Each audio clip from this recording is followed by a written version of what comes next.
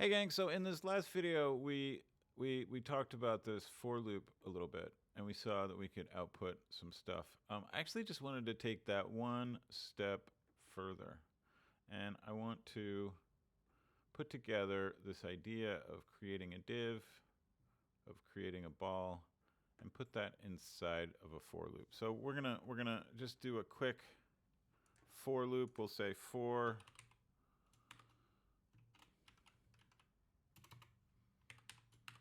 let I equals 0, I less than 100, I plus plus. And in here, we're going to say const ball equals new ball. And we'll just grab this stuff here. Except I'm going to change it so it's a random color. Remember before I had changed that to be red.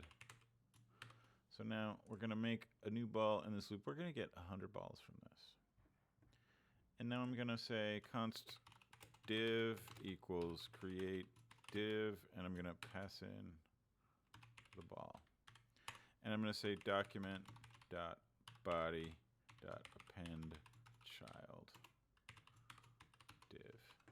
And we're going to look at this and see, yes, we get all those balls. And I want to mention I went back in and I got rid of that text there, so we don't have the text. And I updated my CSS to include a border radius of 2 rems. So now we've got this.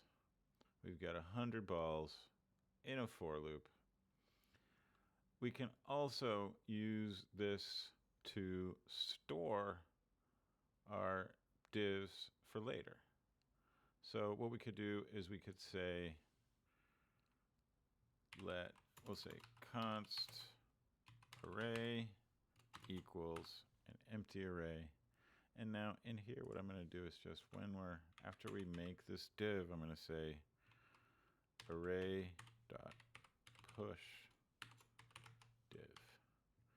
And now we've got a way to store all of those things that we just made to create a collection of divs that we can transform later. And if we console.log array, you'll see we get a collection of divs. Now this array is very useful, this notion of storing things in an array. And that's what I want to talk about in the next video. In the next video, we'll talk about what is an array, why do we like them, and we're going to look at also a new and I think much better way to write this sort of a for loop. So